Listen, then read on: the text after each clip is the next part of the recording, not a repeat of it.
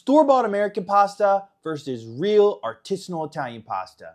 What's the real difference? In this video, we'll uncover the truth about the pasta you've been getting at the grocery store and reveal why not all Italian pasta is created equal. By the end of this video, you might question everything you thought you knew about your favorite pasta brands. My name is Giuseppe, and my mission is to educate you and explain why we need to bring back the old-fashioned way of wheat processing and why we need to bring back the artisanal way of pasta making. I honestly wasn't a believer myself until I saw the nutritional panels, and when I saw the levels of naturally occurring nutrition doing things the old way, I am now a missionary for this cause. As a fifth-generation family member of a small Italian family food business, we started by importing our family's olive oil, but now we're working with wheat farmers and wheat millers from Sicily to bring you the best pasta that you can find in the whole world. At first, I just thought it was a high-quality pasta that tasted amazing,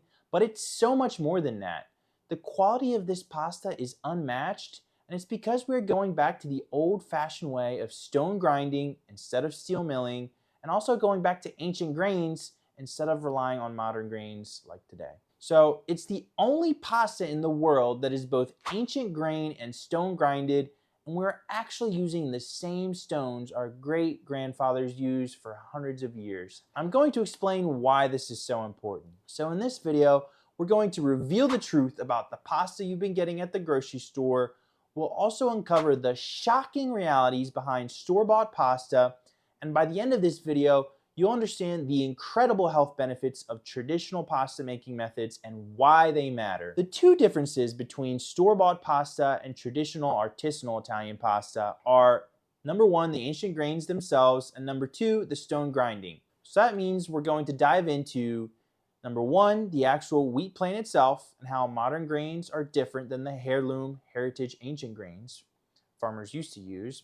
And number two, the processing and how stone grinding is different than the steel milling of today and why that's important. So let's get into it. Let's first talk about how the actual wheat plant itself and how ancient grain wheat plants are completely different from the modern wheat plants that you know today. So if you're confused about the difference between ancient grains and modern grains, I'm gonna explain it right now. Basically, in the past, farmers played a central role in the natural breeding and selection process of their seeds. Each year, they would carefully select the best seeds from their harvest and store them in their sheds for the next planting season. This process allowed for a gentle, gradual evolution of the wheat in a completely natural process. And because this evolution was slow and driven by the farmer's selection, based on the plant's performance in their specific growing conditions, the wheat maintained a high level of genetic diversity. And this diversity allowed the wheat to adapt to various environmental factors, such as different soil types, weather patterns, and pest pressures. So the gradual natural evolution process also ensured that the wheat retained its resilience and ability to thrive in rugged terrains without the need for modern agricultural inputs like synthetic fertilizers, pesticides, and intensive irrigation. The genetic diversity of ancient wheat made it more adaptable to a wider range of growing conditions compared to the modern wheat of today, which has been bred to optimize for very specific traits at the expense of overall adaptability and resilience. So the result of farmers being able to naturally select the best seeds every year was a resilient, nutrient-rich grain that could thrive whenever it was planted without today's modern-day petroleum-based fertilizers, pesticides, or intensive irrigation that are all necessities for modern wheat to even grow today. Modern wheat has undergone a drastically different evolution. The farmer's role in seed selection has been completely replaced by scientists whose only goal is to maximize wheat production per acre at the lowest possible cost. Now, it's the scientists in the lab who are responsible for developing the seeds, and farmers are now completely dependent on multinational corporations to provide them with seeds every year. The modern wheat of today is only possible because of intensive interbreeding and genetic modifications that a farmer would have never been able to naturally achieve.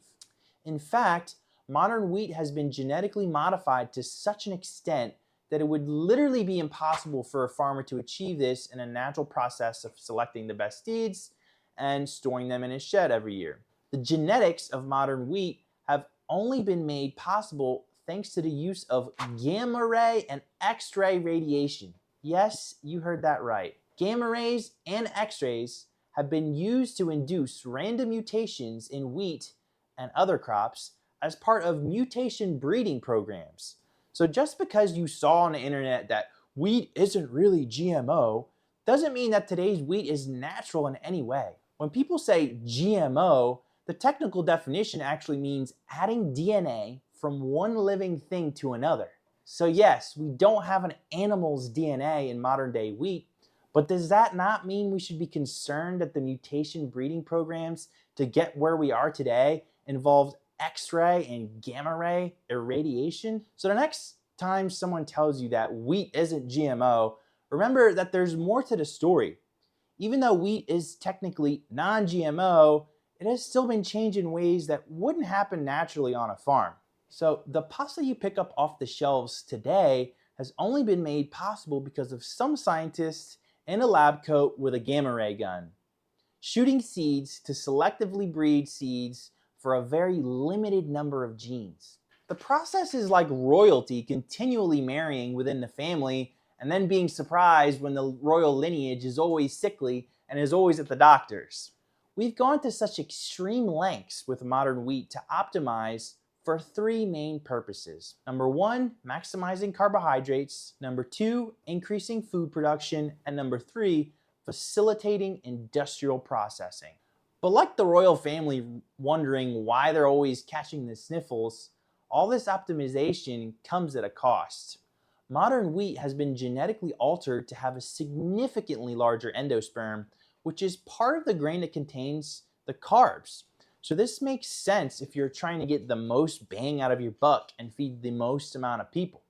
And this was driven by the need to feed a growing global population after World War II, but it's led to a grain that is less nutritious overall, as the emphasis on carbs has come at the expense of the other two valuable components found in the wheat kernel, the bran and the germ. So if you want to learn more about the history behind modern grains and the Green Revolution, check out our blog about Is Gluten Different in Italy in the description below. Modern wheat, kind of like when royal families marry their cousins to keep the kingdom strong, has been mixed and matched to squeeze out as much wheat as possible from each piece of land. But just like those royals needing constant doctor's visits, modern wheat needs tons of pesticides, petroleum-based fertilizers, and intensive irrigation to just keep it alive. On the other hand, ancient wheat, while not producing as much per acre, can grow naturally without the need for these petroleum-based fertilizers, pesticides, and intensive irrigation. What's really cool is that these ancient grains can even thrive on land that modern grains can't, such as on hillsides and mountainsides, making them a sustainable resource for the future because they can grow where modern grains can't. After World War II, stone grinding, which involves grinding wheat between two rocks, started to disappear in most parts of the world. Before that, in every little town, you'd find someone with the last name Miller, because stone milling was a local thing. That's why there are so many Miller last names. But now, like a lot of things, it's turned into a globalized, centralized, and unfortunately, industrialized process. The shift away from stone grinding occurred because preserving all the nutrients that are naturally occurring in the whole grain wheat kernel during stone grinding made wheat vulnerable to mold and pests, especially in cold and damp regions. Because of this, the world switched to high temperature steel milling, which completely separates the germ, bran, and endosperm, which are the three parts of the wheat kernel, resulting in the refined white flour that you are familiar with today. Refined white flour became popular because its intense processing stripped the wheat kernel of all its nutrients, preventing mold and pests from spoiling the product and extending its shelf life. Today, most of the world's wheat is grown in cold and damp regions like Canada, the Midwest of the US, France, Ukraine, in northern Italy. And this geographical trend of most of the world's wheat production being in cold and damp regions is a significant reason why still steel milling remains the standard. Unfortunately, the transition from stone grinding to steel milling resulted in widespread nutritional deficiencies among the global population. In response, scientists in the 1940s began fortifying the wheat supply with synthetic vitamins. 50 years later, not until the 1990s, scientists were still grappling with the consequences of consuming refined flour with minimal nutrients, only enriched based on certain scientific assumptions about what was removed in the first place. The fact that it took half a century for them to even begin to understand the implications is a testament to how little they truly comprehended about the long-term effects of replacing stone grinding with steel milling. Stone ground wheat contains up to 30 to 50 naturally occurring nutrients, while the fortification process of today typically only focuses on adding back 7 nutrients. And these nutrients are completely synthetic and not naturally occurring. So, despite the widespread use of steel milling, farmers in cold and damp areas still heavily rely on fungicides to protect their crops from mold. A necessary but costly measure. But why, with all this ultra-high processing and extended shelf life, is it still necessary to resort to these fungicides? It's because cold and damp weather makes mold grow like crazy, so farmers have to spray fungicides to keep their crops safe. So how is it even possible to stone grind wheat today? Well, it all comes down to the unique climate of Sicily, where our wheat is grown and processed. Imagine a place where the sun shines bright and the air is hot and dry. That's Sicily. Thanks to this incredible climate, ancient grains can grow and be milled the old-fashioned way by stone grinding, preserving their entire structure of the wheat kernel without the need for any fungicides or fear of mold. And because of this amazing, unique climate that's perfect for wheat growth, Sicily is home to more than half of the world's supply of heirloom wheat varieties, and it has a rich wheat heritage spanning thousands of years. Heirloom and heritage wheat are just other words for the term ancient grains, and it really just means grains that were grown naturally before World War II, when farmers actually bred their seeds every year, and it was a natural process, and there was no modern intensive breeding programs that required gamma ray or X-ray irradiation. Sicily's wheat heritage is so rich that the Roman Empire, in its second stage of expansion, waged 3 Punic Wars that lasted hundreds of years to control Sicily's wheat supply. It was Sicily's breadbasket that fueled Rome to new heights and helped the empire achieve a third stage of imperial expansion. The Roman Empire could now feed armies and large populations with the nutritious and plentiful wheat, since they now controlled Sicily. Our Sicilian pasta is the only pasta in the world made from ancient grains and stone grinded the traditional way. And it's the same grains that fueled the Roman legionnaires in battle. In fact, pretty much the entire daily ration of Roman soldiers were grains, and they would stone grind them every day. So the Roman Empire wasn't built on protein, it was built on carbs. And that's because these carbs were highly nutritious and weren't the empty calories you get today from modern grains. That's why our pasta is packed with nutrition and flavor. By preserving the whole wheat kernel and staying true to the resilient ancient grains, you get one powerful nutritional punch without the fear of mold or pests. Now, let's talk about whole grain and what that really means when it comes to modern grains and modern pasta that you buy in the grocery store. Whole grains? Really, they're basically just Frankenstein versions of the real deal. And let me tell you why. Just as Frankenstein was a creation that was a collection of separate parts stitched together, these so-called whole grain pastas are just isolated ingredients combined together rather than a true living whole grain kernel. Instead of using the whole grain kernel as nature intended, manufacturers go all mad scientist mode and reconstruct the bran and the endosperm back together. Why?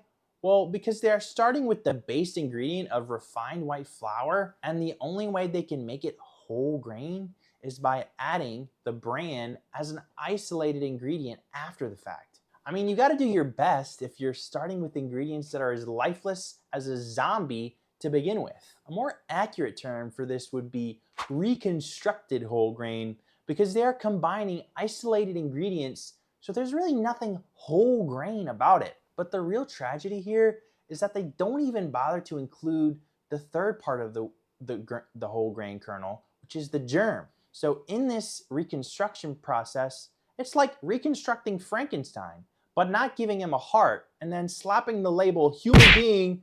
Let's just slap the words whole grain on the label and we're good to go. No wonder whole grain tastes like cardboard and it's no fun to eat. What you have to remember is that the wheat kernel is actually made of 3 parts: the endosperm, the bran, and the germ. So modern day whole grain is completely forgetting about the germ. And the germ is where a significant portion of the grain's nutrients are found, the very essence of its vitality. True whole ancient grains are vibrant and alive, bursting with nutrients. They're the epitome of wholeness, not some patchwork lifeless creation. Modern day whole grain is really just a knockoff version of the real thing. No wonder there's such a big movement against carbs and so many people are going keto. They aren't crazy. See, when you eat modern pasta, it's like mainlining sugar straight to your bloodstream, leaving you crashing afterward. But ancient grain pasta, it's a whole different story. With all that germ and bran goodness stored thanks to the stone grinding, it slows down the sugar rush, giving you a steady stream of energy instead of the roller coaster ride that you're used to. We've gotten review after review from customers who monitor their blood sugar, either because they're diabetic or because they have continuous blood glucose monitors, telling us how our ancient grain pasta does not spike their blood glucose levels. And they're completely shocked by this because they're used to seeing huge spikes in their blood sugar when they eat regular pasta. And if they're diabetic, that means they need a lot of insulin. So next time you see whole grain on a box, think twice. Ancient grain stone grinded pasta, that's the real whole deal, not some science experiment gone wrong. Ancient grains, unlike their modern counterparts, are tough, resilient plants that have evolved naturally over thousands of years. They're like the superheroes of the grain world, thriving without any human intervention. No pesticides, no petroleum-based fertilizers, or no intensive irrigation needed. These guys can even grow where regular wheat can't, like on hillsides and rugged terrain. Talk about a sustainable food source for the future. But here's where it gets interesting. The gluten in ancient grains is completely different from the stuff you find in modern wheat. You see, modern wheat has been juiced up to have super high levels of gluten, perfect for mass production. But ancient grains, they've got a more balanced natural gluten profile with a lower gluten index, which might explain why some folks who usually have trouble with gluten can chow down on pasta and bread in Italy without any problem when they're traveling, but can't do so in the US. So next time you're digging into a plate of pasta, think about where those grains came from. And if you want to really dive deeper into the gluten saga, check out our blog post, Is Gluten Different in Italy, in the description below. So let's dive deeper into the processing. Artisanal ancient grain pasta is stone grinded, which is inherently a low temperature, slow and gentle process that preserves the entire structure of the whole grain kernel. The wheat passes through 2 large stones which grind it into a coarse flour, while keeping the 3 parts of the entire grain kernel together. The bran, the germ, and the endosperm are all kept intact during stone grinding. And this is crucial because the germ contains a wealth of nutrients and the bran provides fiber and additional vitamins and minerals. But the biggest thing here is that everything is kept together. So when you digest it, you aren't just getting a bunch of isolated ingredients mashed up together like Frankenstein. After milling, artisanal ancient grain pasta undergoes a slow drying process that takes up to 50 hours at low temperatures, compared to the high temperature drying used in industrial production of pasta today that ends up stressing the gluten in a negative way. The slow drying process minimizes gluten stress, resulting in a pasta that maintains its shape and texture when cooked.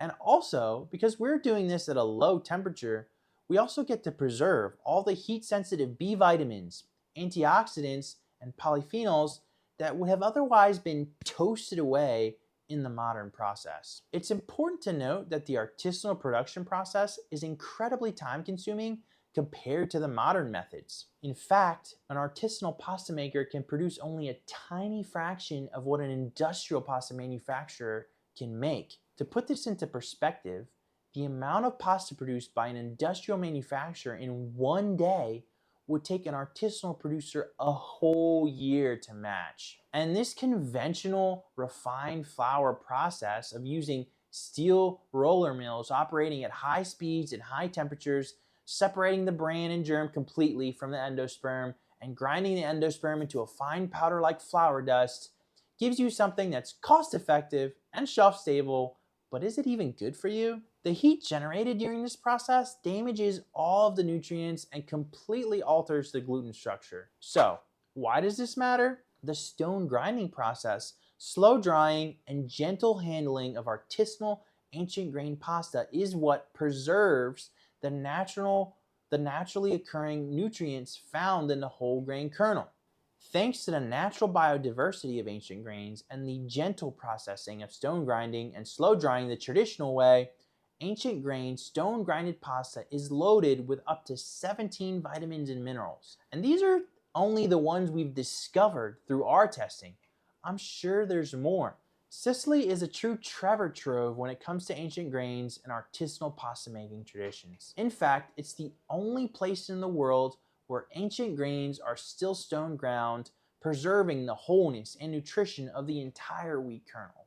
Papa Vince, a brand deeply rooted in Sicilian heritage, is proud to be the world's only stone ground ancient grain pasta maker.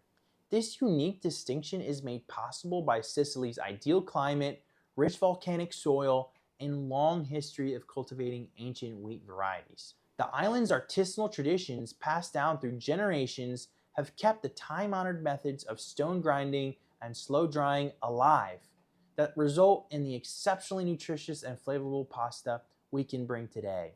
If you're curious to learn more about Sicily's fascinating ancient grain history and the secrets behind Papa Vince's one-of-a-kind pasta, check out the link in the description below about the best ancient grains. This blog delves deeper into the reasons why Sicilian ancient grains are so special and how Papa Vince is committed to preserving these treasured traditions. Despite Sicily's rich history of ancient grains and artisanal methods, the advent of the Green Revolution and mass production after World War II meant that these traditions were almost all completely lost. In the quest to feed the growing global population at the lowest possible costs, industrial agriculture has become the norm, pushing artisanal ancient grain farmers to the sidelines. And here's the shocking fact I promised you at the beginning of the video. Most Italian wheat is not even grown and cultivated in Italy anymore. The demand for pasta has outpaced the country's production capacity, forcing manufacturers to rely on imported wheat. This has not only diminished the authenticity of Italian pasta, but has also contributed to the erosion of Sicily's ancient grain heritage and to the erosion of standards overall. What's even more alarming is that the imported wheat from outside of Italy is often sprayed with glyphosate, a controversial pesticide that has been linked to various health concerns. Ironically, while Italy and the European Union have banned the use of glyphosate on their own land, Italians still end up consuming it through the everyday brands they consume. And this highlights the contradictions and challenges posed by our modern food system.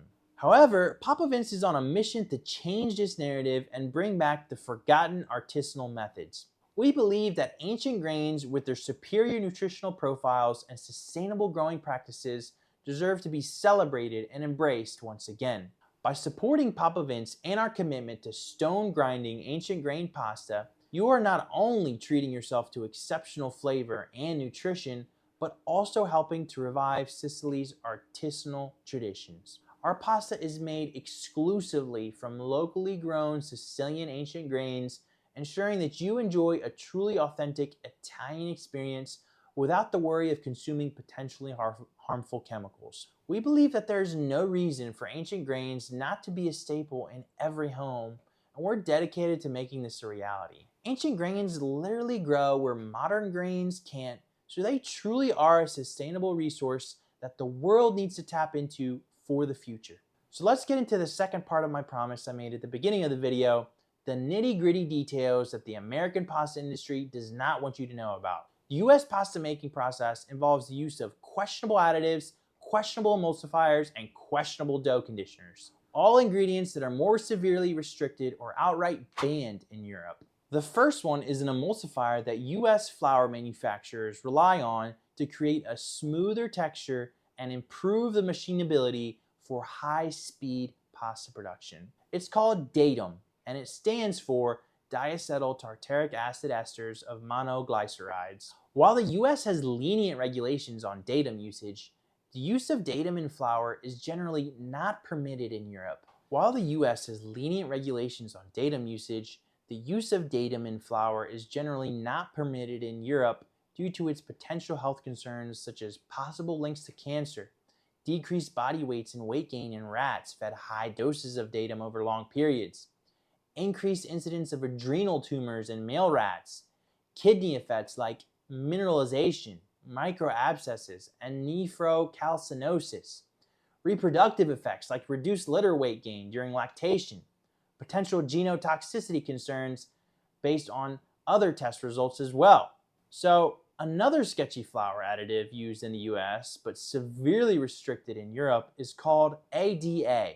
While the European Food Safety Authority has established a safe intake level for ADA, there is no limit in the US. Some countries in Europe have chosen to ban it altogether due to the potential health concerns related to its breakdown product, semicarbazide. At high temperatures, like during high temperature steel refining, ADA can break down into semicarbazide. And semicarbazide is suspected to be a weak carcinogen in animals.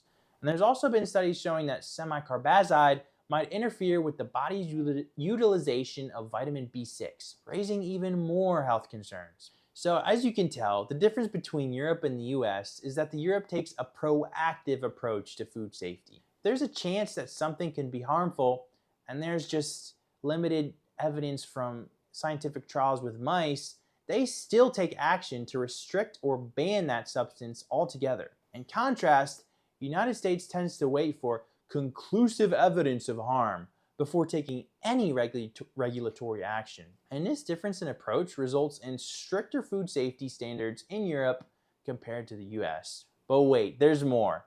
Dough conditioners are used to make it easier to work with during the baking process. They're used to enhance the volume and uniformity of baked goods in industrialized settings. Dough conditioners such as calcium parinate and L-cysteine, which are both considered safe by the US FDA, but face much stricter regulations in Europe. These additives, used to strengthen the gluten and improve dough stability, are not permitted in finished pasta products under European standards.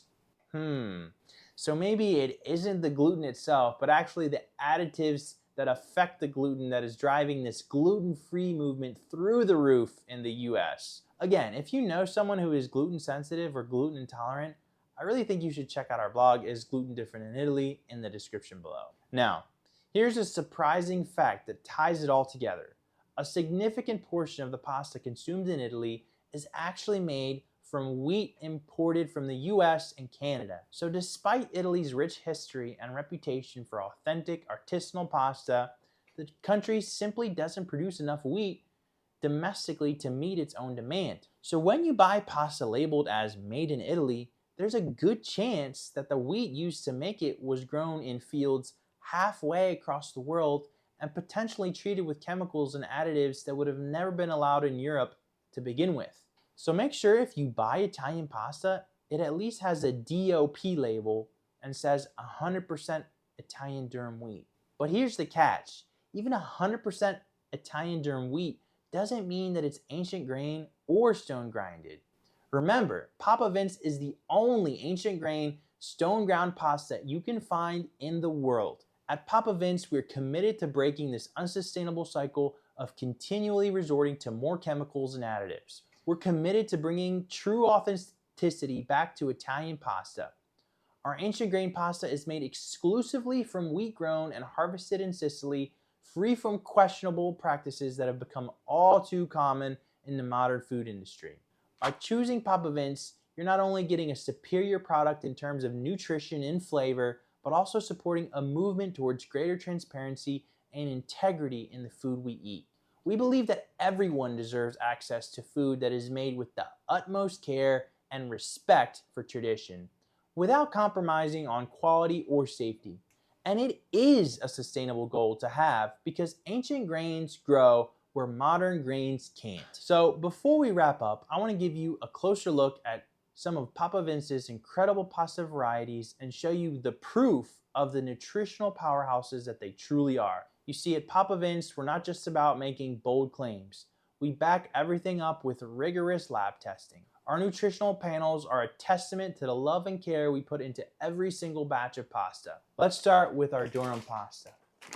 This variety is high in selenium and high in lutein, which are essential for maintaining a healthy immune system and promoting eye health. But that's not all. It's also a good source of B12, a good source of folate, a good source of magnesium, a good source of phosphorus, and a good source of zinc. Talk about a nutritional all-star, and it's all naturally occurring. So there's no synthetic fortification or enrichment at all. Next up, we have our tumminea pasta.